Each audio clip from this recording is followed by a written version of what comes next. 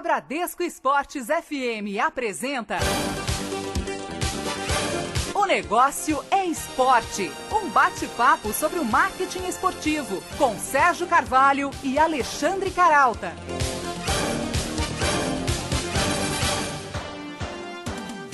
Olá para você ligado aqui na Bradesco Esportes FM 91.1. Estamos de volta mais uma vez com essa semana, com mais uma edição de O Negócio é Esporte. E ao meu lado aqui na apresentação do programa, o jornalista Alexandre Caralta. Boa noite, Caralta. Boa noite, Sérgio. Boa noite aos ouvintes da Bradesco Esportes FM. Vamos falar hoje aqui de mercado da bola no Brasil. O Brasil, campeão da Copa das Confederações. Então isso deve, de certa forma, refletir no mercado. Vai ficar mais efervescente, vai chegar mais gente, vai sair jogador. Como é que está isso? A gente vai abordar esses e outros temas aqui no nosso bate-bola de hoje. Uma boa noite a todos. No Negócio é Esporte dessa semana, estamos conversando com o Santiago Gerardo, ele que é empresário de jogadores de futebol e também um agente FIFA credenciado, ou seja, responsável pela negociação de jogadores do mercado internacional para o Brasil e também do mercado brasileiro para o futebol internacional. Embora o tema do programa de hoje seja o rumo do futebol no mercado brasileiro, que se revela mais internacionalizado, não há como a gente deixar de fazer um balanço dessa Copa das Confederações que dividiu os holofotes com a onda de protestos. Por um lado, o marketing saiu vitorioso. O torneio teste para o Mundial do próximo ano bateu recorde de audiência. Só nos Jogos do Brasil a média foi de 45 milhões de espectadores. Os estádios não registraram nenhum grave incidente. No campo, digamos assim, da qualidade de serviço, o cartão amarelo, para não dizer vermelho, ficou por conta mesmo da venda de ingressos. Apesar da pompa e circunstância dos novos estádios, a venda de ingressos ainda deixa a desejar. O próprio secretário-geral da FIFA, o Jerome Volk, reconhece a necessidade de acertar isso. Mas pode-se dizer que, na média, a organização e as instalações do torneio passaram no teste. Por outro lado, o marketing saiu, eu não diria derrotado, mas chamuscado, né, desse torneio. O torneio, e especialmente a Copa do Mundo, virou símbolo de um dos principais alvos dos protestos pelo país. O mau uso do dinheiro público, que a gente sabe deveria ser aplicado prioritariamente em áreas como educação e saúde. Se nos gramados a Copa das Confederações mostrou-se bem sucedida, nas ruas ela sofreu uma pressão mais forte do que a imposta pela seleção espanhola, né? E aí, como recuperar a imagem positiva do Mundial? Enquanto os gurus da FIFA estudam uma jogada para corrigir esse acidente de percurso, o produtor Caio Fiuza ouviu o sociólogo Ronaldo Elal, professor da UERJ, pesquisador de futebol, para saber os impactos dessa demonização súbita da Copa no país pentacampeão mundial. Ronaldo, de uma hora para outra, a Copa virou símbolo de mau uso do dinheiro público nas manifestações país afora. Você acredita que o Mundial possa recuperar rapidamente a imagem positiva? Não dá no momento. Tem a Copa das Confederações aqui. Momento que se pensava que as pessoas iam ficar totalmente mobilizadas pela Copa das Confederações, e você tem manifestações políticas que representam um basta, né, da população, uma satisfação muito grande com relação à corrupção e à impunidade do país, está mostrando justamente que o futebol, em vez de alienar, ele pode ser até um estopim, né, para você levar as pessoas à rua. Não é que as pessoas não iriam às ruas. O que está acontecendo, a Copa das Confederações foi um estímulo a mais. Mas acho que a Copa das Confederações, se você analisar do ponto de vista dela em si, claro, os patrocinadores devem estar chateados, porque estão vendo que está sendo muito mais matéria está disputando as matérias da Copa das Confederações com as matérias das manifestações, mas ela em si é um sucesso. Eu acho que estão receosos, mas acho que o governo deu uma resposta muito rápida. Eu acho que é um momento de ter um pouco de paciência. De qualquer maneira, eu acho que ainda é um grande negócio. Eu acho que a Copa do Mundo, o negócio das Copas do Mundo, ainda ganha bastante dinheiro. Mas assim, se você receber audiência na televisão, as pessoas do estádio, o público é bastante bom. Entendeu? Disso eles não podem reclamar. Muito bem, antes da gente começar o nosso bate-papo com o Santiago Gerardo, presidente da Holding Sports Soccer, ele que também é agente FIFA, sobre os rumos do mercado brasileiro aí nessa iminente janela de transferências, como a gente chama, vamos dar um giro pelo que de mais importante aconteceu no mundo dos negócios esportivos. Golaços da semana, os negócios no mundo esportivo. E o cabelo do atacante Neymar, hein? É motivo para mais uma campanha publicitária. A Volks criou um aplicativo no Facebook para interagir com os usuários. A brincadeira é experimentar os vários penteados que o craque já usou e compartilhar com os amigos o resultado do novo visual. Vai lembrar que agora o atleta do Barcelona conta com mais de um time inteiro de patrocinadores, 12 no total. O Flamengo fechou um novo acordo que promete impulsionar o posicionamento do clube na internet. A empresa YCKey, que tem como um dos seus clientes o Barcelona, é agora responsável por toda a identificação digital do clube rubro-negro. O objetivo da parceria é aproximar o torcedor do clube, principalmente pelas redes sociais. O Rally dos Sertões, um dos mais tradicionais, né, aqui da América do Sul, começa só no dia 25 de agosto. Mas a organização da disputa anunciou 2 patrocinadores para essa 21ª edição. Os novos parceiros são a Caixa Econômica Federal e a Polaris, marca de produtos off-road. O maior rally do Brasil vai passar por 8 cidades entre Goiás e Tocantins.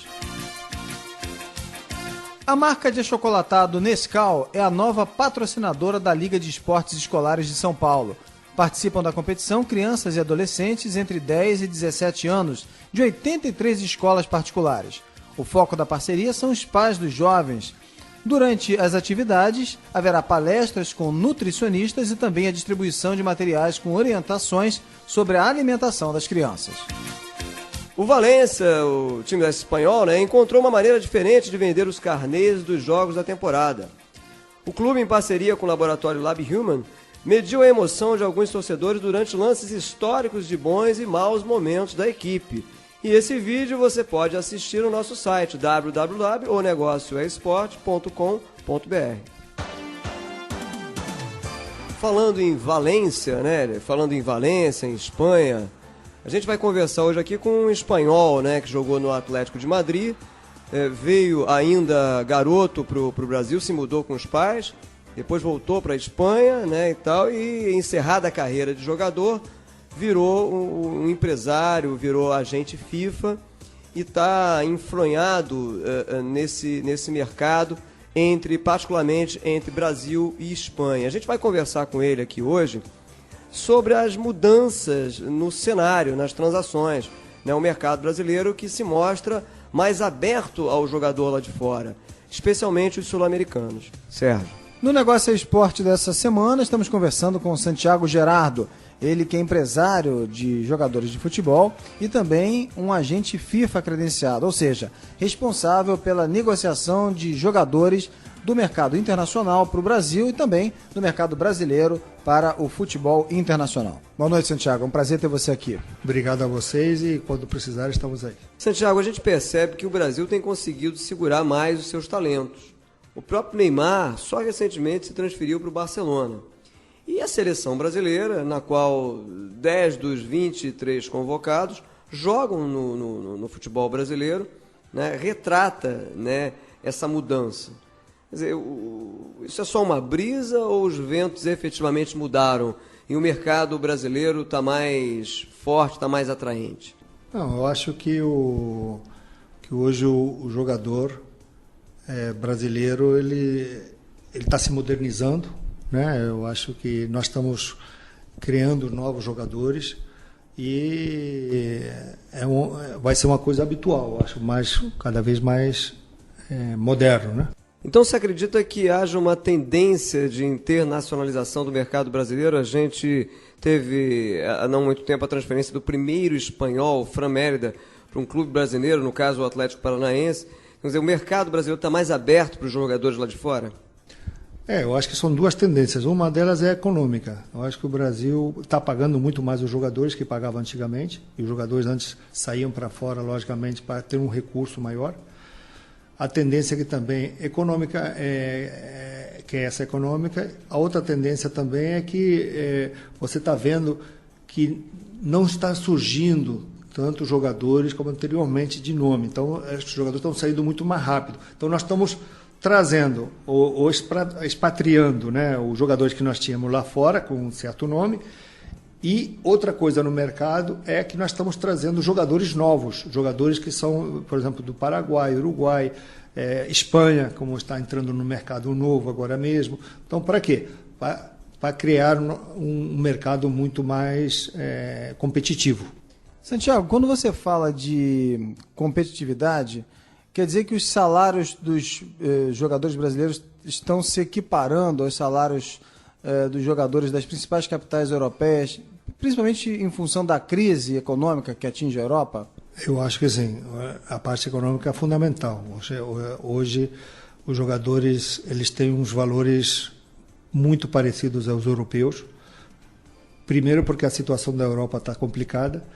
E segundo, porque eu acho que nós estamos valorizando muito mais o mercado. Hoje você vê que poucos times estão contratando jogadores, são situações muito pontuais, porque o jogador hoje brasileiro está muito caro. Hoje você compra jogadores no Paraguai, compra jogador no Chile, compra jogadores, na Colômbia. Por quê? Porque o mercado é muito mais fácil para nós contratar aqui no Brasil. Isso significa que o custo-benefício do jogador brasileiro tenha piorado? Não acho que piorou, só que se revalorizou um pouco mais do normal.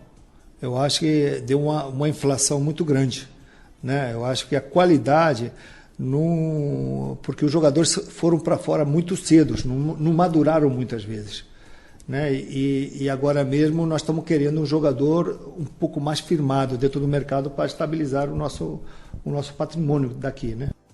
Santiago, recentemente a gente teve aí uma das mais fantásticas, né, transações no futebol brasileiro, que foi a venda do Neymar para o Barcelona.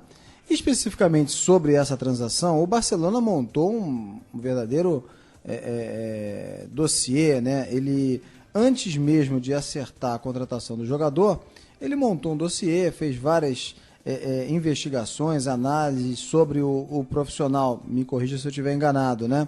Até que ponto isso é importante, né? Esse tipo de trabalho previamente realizado, né? E eu queria saber também se esse tipo de prática deve também se tornar mais comum agora aqui no mercado brasileiro.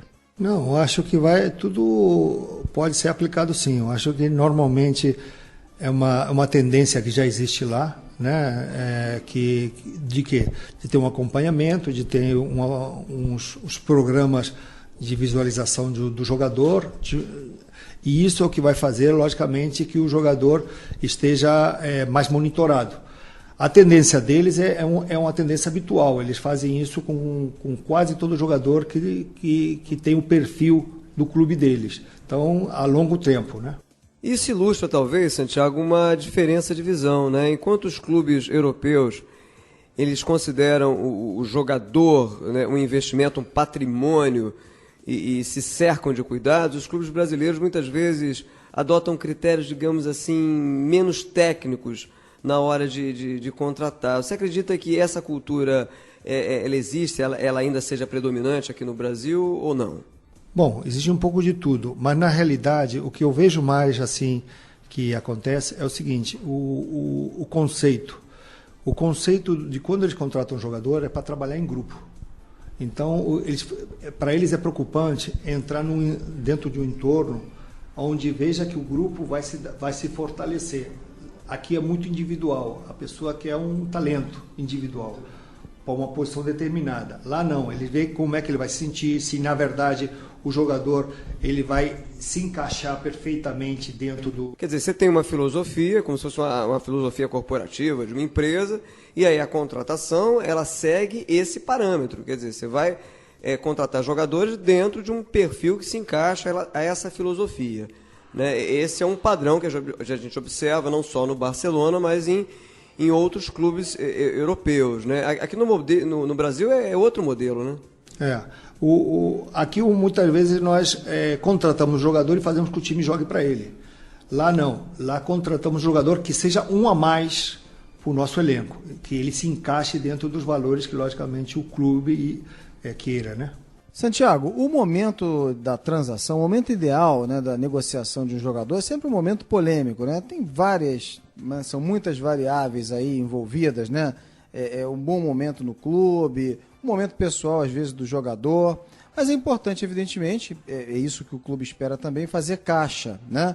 Mas é importante também saber qual é o melhor momento para negociar um craque, né? Então, em relação a ao ponto certo, né, o momento exato da negociação, qual é o melhor momento para realizar a venda ou a negociação de um jogador no mercado do futebol? Bom, hoje nós estamos um pouco tentando fazer o quê? Pagar nossas contas. E muitas vezes nós temos que vender sem a necessidade de vender, de poder vender. O ideal de tudo isso qual seria?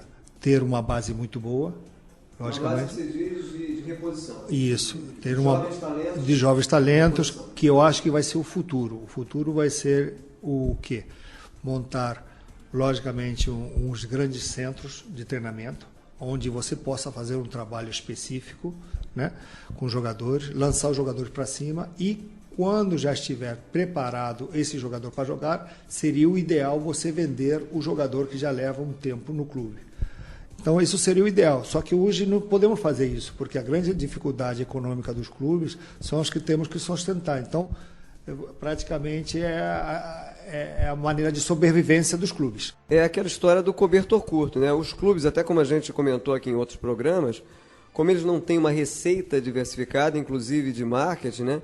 Eles acabam tendo de vender jogador para poder pagar as contas, fazer caixa e pagar as contas, né? Não necessariamente no momento ideal, mas por uma questão de necessidade, isso acaba sendo muitas vezes prematuro, não é? Claro, com certeza. O que só aumenta, né, Santiago, a necessidade de se investir de forma inteligente, como você mesmo falou, nas divisões de base, né? Já que o clube ele tem que se desfazer do seu patrimônio. Claro que isso muitas vezes é de forma prematura, mas ele tem que se desfazer do seu patrimônio como retorno de investimento, né? Então, como é que se pode, né, melhorar o desenvolvimento do talento, do jovem talento? Como é que se pode explorar melhor as divisões de base no futebol brasileiro? Primeiramente, eu acho que tem que padronizar. Eu acho que todos os clubes eles têm que ter uma formação, têm que saber qual é o estilo de jogo que joga o time principal, fazer que todos eles, desde a base, logicamente, até o time principal, joguem muito parecido, porque é o que vai fazer que esse jogador, quando for passando de ano a ano, ele vai saber perfeitamente qual é o lugar que ele tem que desempenhar no clube. Isso é uma parte importante. Segundo, é fundamental que dê oportunidades para esses jogadores no momento adequado para que eles, logicamente, sejam lançados. Então, isso vai ser o futuro, acredito eu, logicamente, do futebol para ter uns novos recursos. Não saia daí, a gente faz um rápido intervalo, daqui a pouquinho estamos de volta aqui na Bradesco Esportes FM 91.1. Um pit stop. O negócio é esporte. Volta já na Bradesco Esportes FM.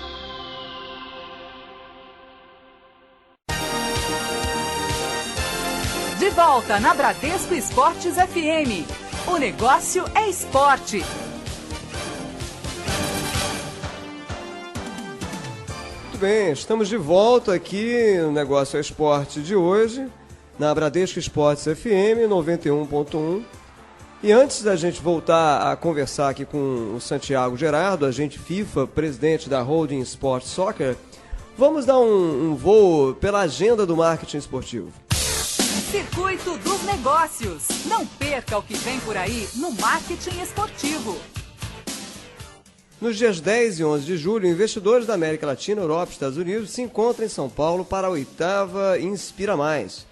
De dentro dele está o projeto Inova Mais, que vai ter a palestra do consultor de marketing e gestão esportiva Almir Somodi. O foco da apresentação é a consultoria para entidades, investidores e patrocinadores no esporte.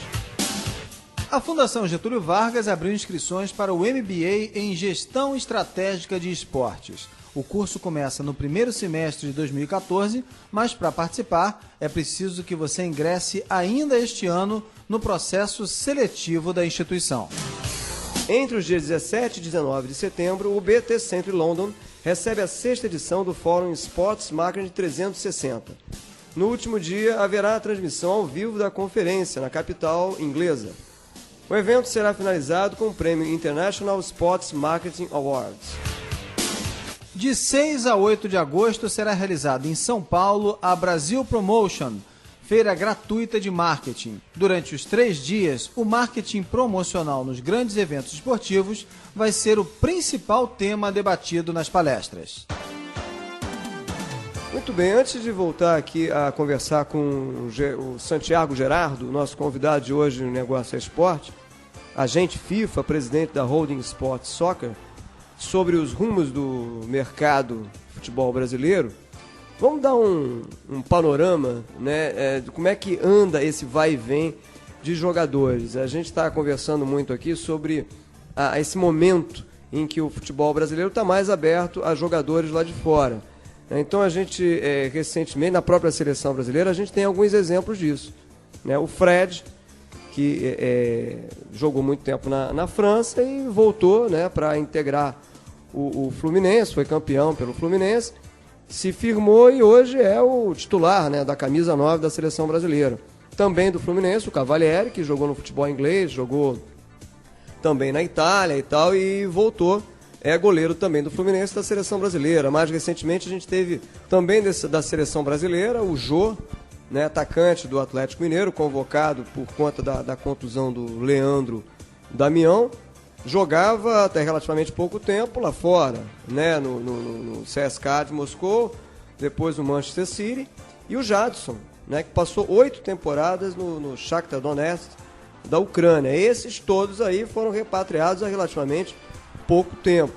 Por outro lado, jovens como o Fernando, Lucas, Oscar, né, e o Neymar, né, que encabeça a lista das transações mais grandiosas dos últimos tempos, 160 milhões de reais, eles se transferiram para o futebol internacional. Ainda nessa pequena radiografia aqui do mercado brasileiro hoje, a gente tem como parâmetro dessa internacionalização jogadores de destaque de seleções, seus países e tal, que atuam no futebol brasileiro. Montijo, né, o argentino, que jogou durante um bom tempo no Cruzeiro, se transferiu na última temporada para o Santos. O Furlan, né, o uruguaio, atacante uruguaio, que joga no Internacional. O Lodeiro, conhecido aqui do torcedor carioca, joga no Botafogo, também do Uruguai. A gente tem o próprio Seedorf também no Botafogo, que apesar de não ser mais da seleção holandesa, é um jogador de destaque, além de jogar muito bem, gera muita mídia, é uma figura marcante aí na mídia. E sem contar o Marcelo Moreno, atacante boliviano, que se transferiu recentemente para o Flamengo, e o Valência, né, volante da seleção colombiana, que joga no Fluminense. É reserva do Fluminense, mas é titular da seleção colombiana. Bom, esses são pequenos exemplos de como é que o futebol brasileiro tem se mostrado cada vez mais receptivo ao jogador de fora, sobretudo, claro, o sul-americano. E a gente vai, a partir daqui, retomar a conversa com o Santiago Gerardo. Sérgio. Santiago, que modelos do futebol internacional, como do Real Madrid, do Barcelona, do Arsenal, podem ser adaptados ou incorporados aqui ao futebol brasileiro? Que modelo, Santiago? O Barcelona hoje é um clube que todo mundo quer fazer uma coisa muito parecida, né? Por quê? Porque deu certo, porque ele lança muito bem os jogadores e no momento adequado. Eu acho que todos os clubes eles têm um pouco essa tendência, né? Acredito que vai ser a solução de trabalhar assim para todos os clubes. Você está dizendo em relação a uma filosofia, a um padrão, né? E aí adaptar o jogador de base já a esse modelo, né? Na verdade foi um pouco do que fez o Barcelona, né? Definiu um padrão de base. Agora, será que não é muito difícil aqui no Brasil a gente tentar seguir esse modelo, né? Essa filosofia de adaptar o jogador de base, desde a categoria de base, até porque a gente tem aqui um modelo, né, uma cultura bastante diferente, até por um problema não só cultural, como também político. Você não acha? Fica complicado. Mas eu acho que qualquer novo diretor, qualquer novo presidente, se for dando certo, se for dando certo, logicamente, esse trabalho, eu acho que ele tem que dar uma continuidade, porque isso é o que vai ser a salvação dos clubes, isso é o que vai ser que esse clube, cada vez, ele tenha um patrimônio maior, que são os mesmos jogadores. Então, eu acho que ele tem que abraçar isso. Quer dizer, você disse, Santiago, desenvolver um padrão e aí fazer com que o jogador se adapte a esse padrão desde a base, né? Como o Barcelona faz e se tornou uma referência por hoje ser o clube mais bem sucedido, né? A referência mundial nisso aí. Mas você acha que questões culturais e políticas não tornam a implantação desse modelo muito difícil aqui no Brasil? Não, eu acho que o calendário que abre, digamos assim, o mercado internacional, fundamentalmente europeu, deveríamos um pouco nos adequar um pouco mais a ele. Porque isso significaria que nós podemos fazer um reajuste muito melhor no nosso time e ter uma filosofia de contratação também interessante, né? Porque isso vai servir para quê? Para que nossos jogadores, né, tenham um perfil para fora ou para o nosso clube e se adequar ao que vai ser um pouco o campeonato que nós vamos disputar. Santiago, mas na sua opinião, que vive aí os bastidores, né, o que pode ser feito de forma objetiva, né, para ajustar o calendário na prática mesmo, né? A gente fala muito aí de acertar, de mudar, de seguir alguns modelos. Na prática, o que pode ser feito para ajustar o calendário? Bom, eu não sei qual é a ação que eles vão tomar, mas a verdade é que o campeonato, cada vez, ele está se reajustando muito mais ao europeu, né? Eu acho que pouco a pouco eles vão chegar lá a ter uma situação muito mais prática e com muito mais, digamos assim, parecida ao campeonato europeu. Eu acho que eles estão chegando lá devagarzinho. Tá certo. Nosso campo aqui, né, é o dos negócios. Mas como a gente está diante de um autêntico espanhol, embora, né, radicado no Brasil ou, né, variando Brasil, Espanha e tal por conta da profissão, eu não posso deixar de saber a sua opinião sobre a Fúria, né? Dá orgulho de ver a Espanha ditar o futebol no mundo, né? O futebol hoje espanhol, ele está passando por um excelente momento, né? Por uma base muito boa, que é a base do Barcelona, e muita gente, a tendência é copiar, né? Quando funciona, né? Hoje já não, você vê que a Fúria, por quê? Porque é um futebol de raça. Hoje você vê que não é tanto de raça.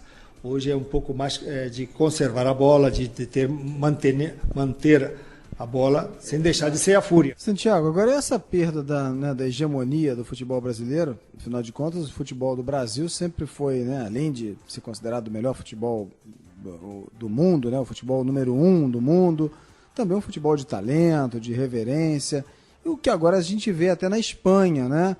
Até que ponto essa perda da hegemonia influenciou também as transações? Não. Eu acho que, simplesmente para concluir antes, eu acho que a Espanha aprendeu também um pouco do futebol brasileiro.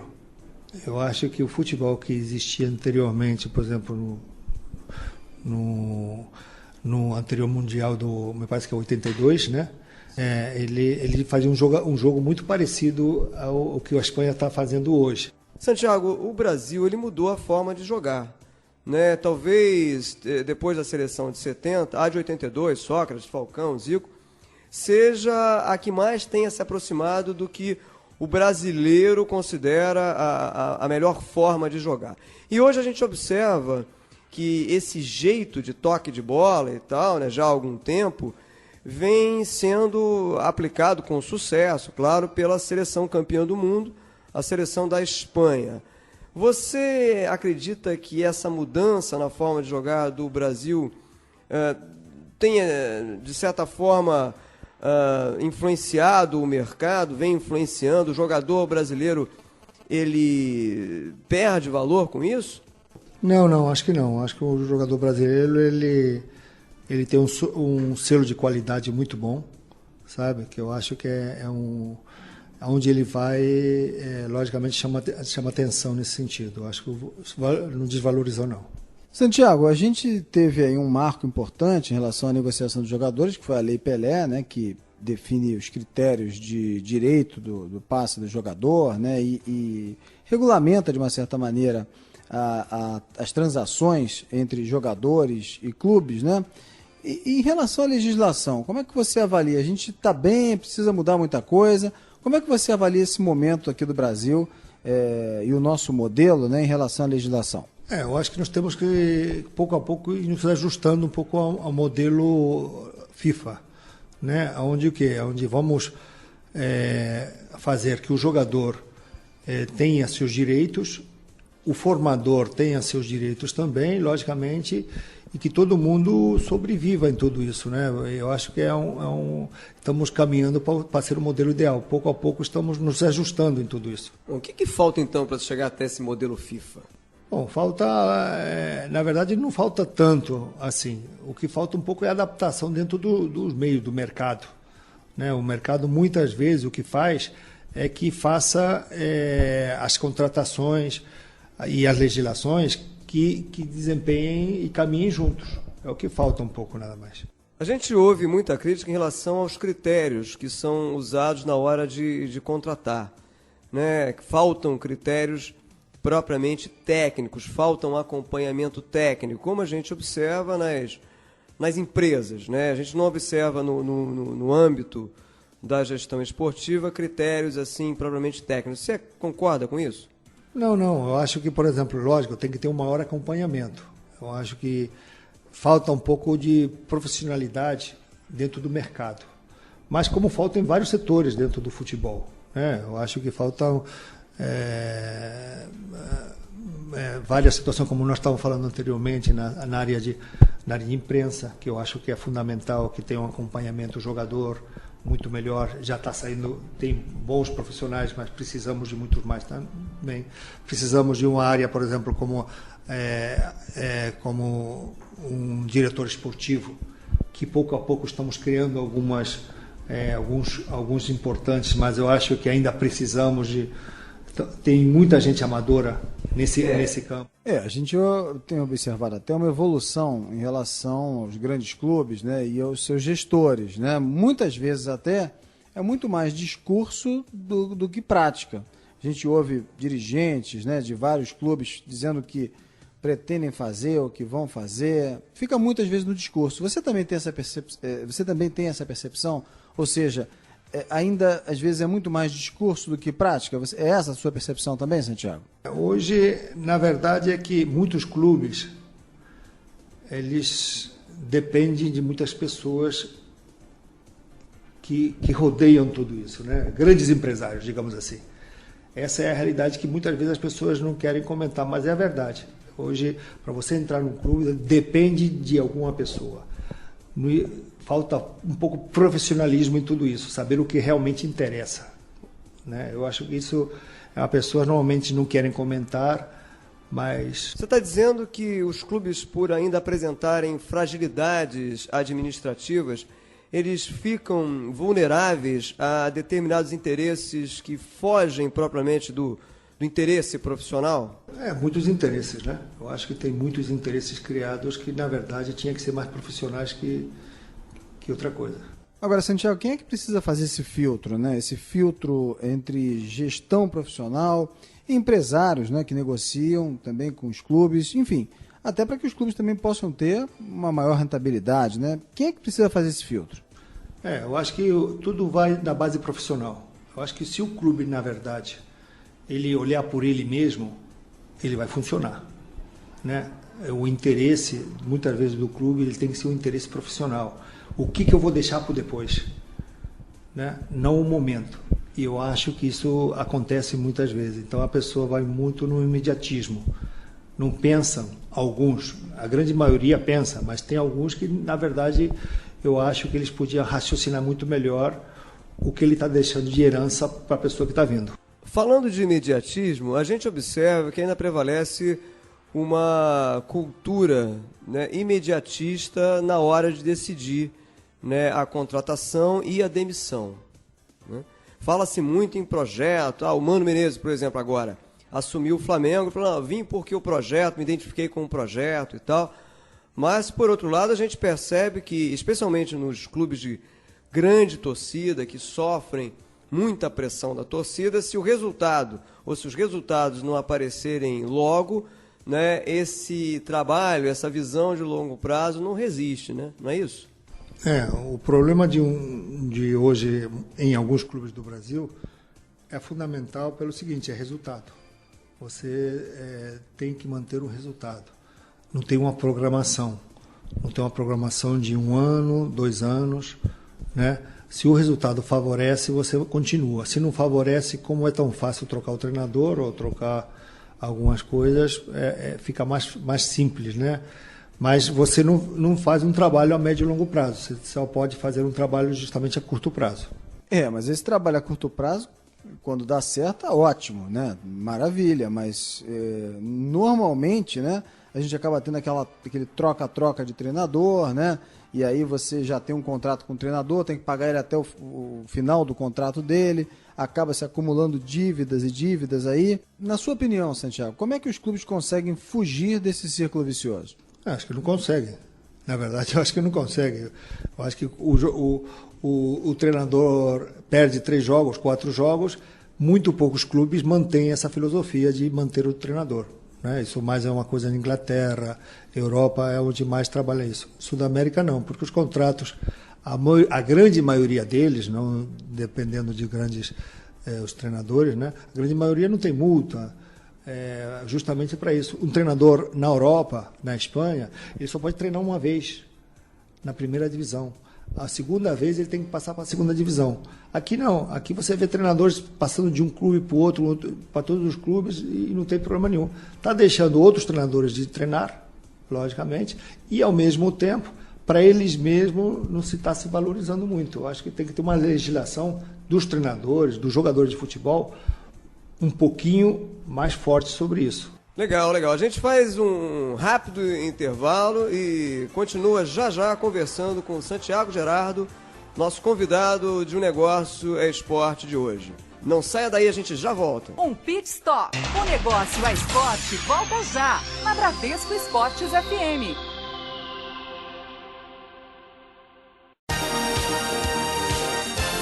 De volta na Bradesco Esportes FM. O Negócio é Esporte.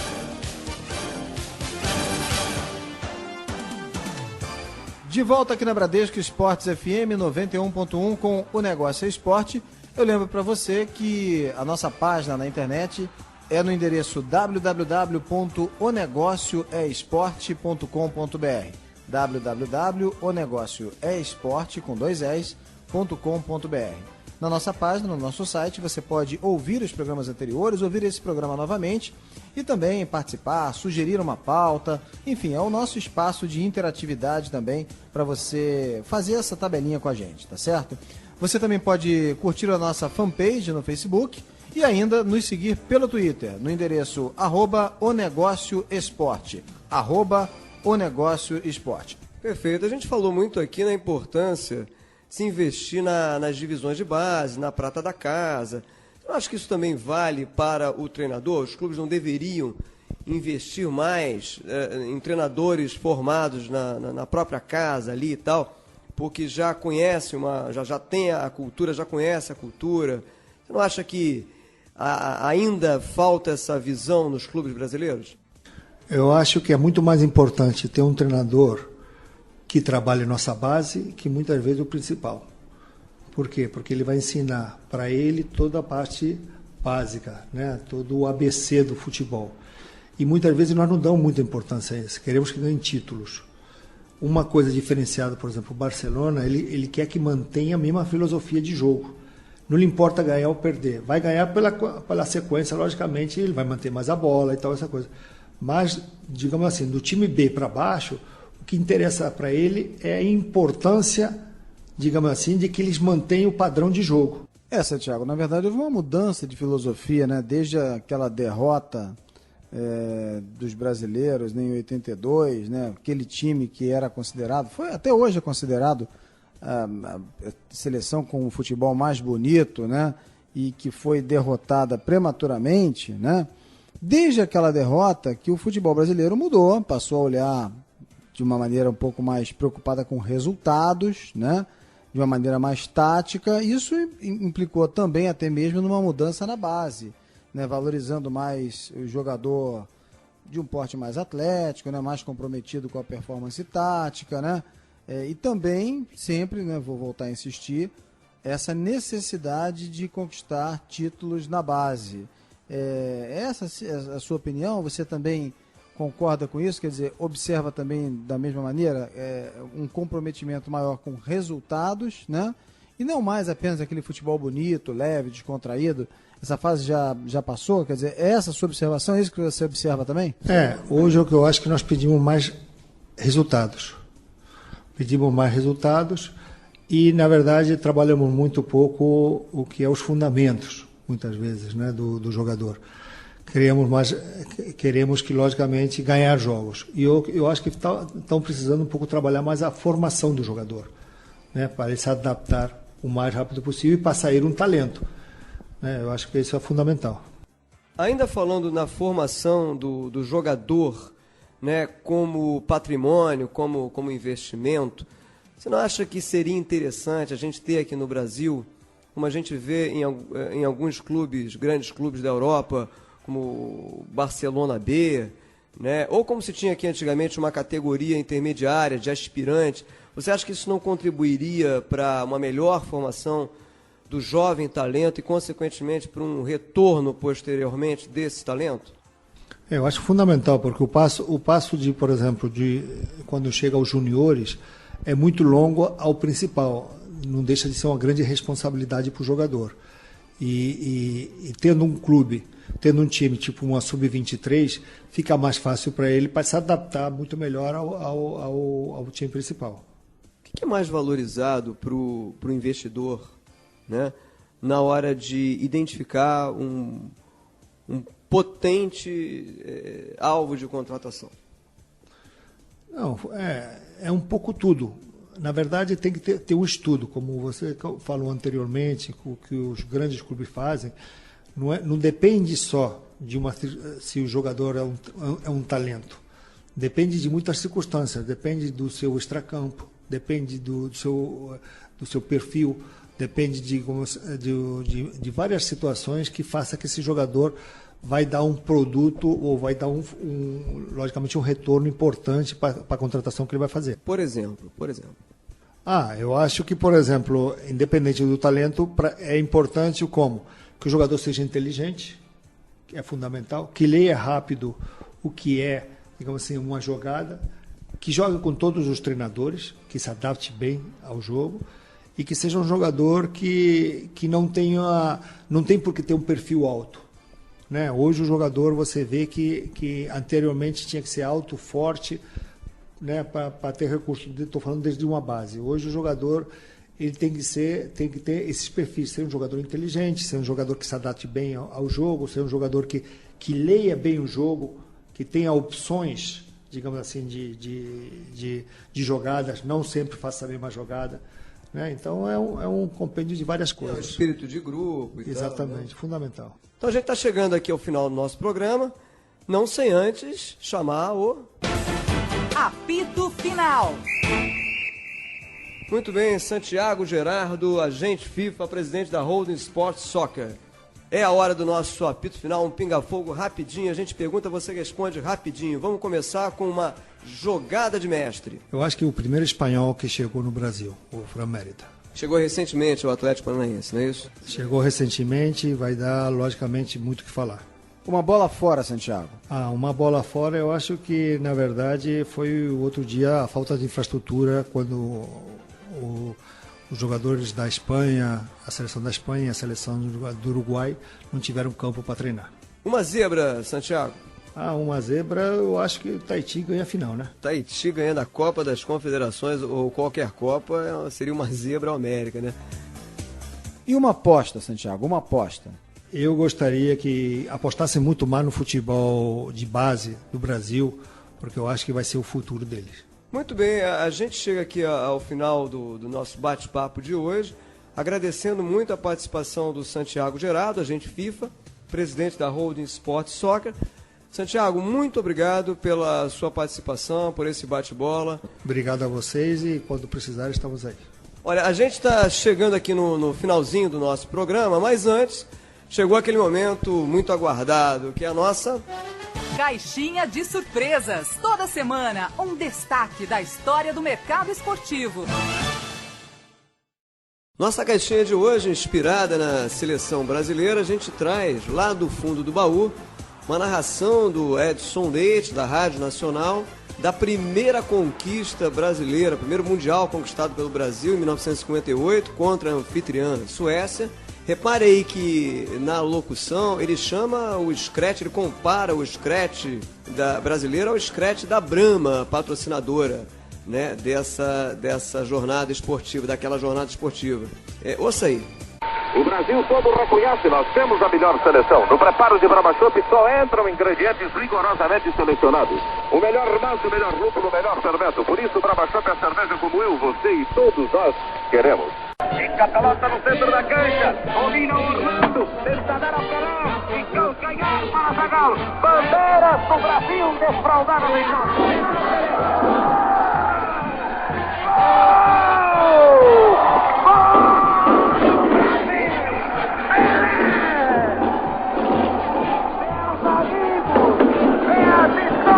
brasileira. Pelé acaba de marcar o quinto terço do Brasil. Aos 46 de jogo. Pelé terminou a partida, Túlio. Campeões do mundo, meus amigos. Terminou o terço do Brasil. Muito bem, então a gente ouviu essa doce lembrança, só a título de curiosidade, né? Essa narração do gol do Pelé, esse gol do Pelé, ele foi marcado já nos acréscimos. Depois de marcar o gol, ele desabou. E ali o Brasil começava a sua trajetória vitoriosa e tal, apesar de todos os percalços que a gente conhece. Volta e meia a seleção é alvo de críticas, mas ali começava a majestade brasileira nos gramados. Ainda em clima verde e amarelo, a gente fecha o nosso Negócio Esporte de hoje com a música que serviu de tema aí da Copa das Confederações, vencida, como a gente sabe, pelo Brasil naquele olé, no domingo contra a Espanha. Um forte abraço a todos, boa noite, até a próxima semana. E com esse som a gente vai terminando o nosso programa, que teve a produção de André Henriques, e a gente espera encontrar você na próxima semana aqui na Bradesco Esportes FM. Daqui a pouquinho você pode conferir o nosso programa também na internet, no nosso site www.onegocioesporte.com.br. Obrigado pela audiência, uma boa noite e até a próxima semana. Até lá!